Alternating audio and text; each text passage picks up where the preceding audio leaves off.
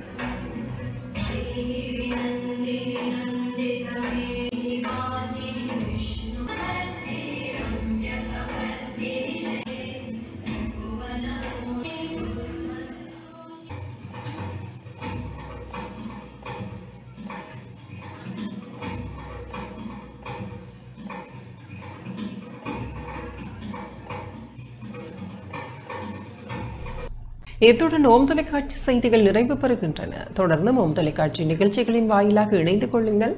வணக்கம்.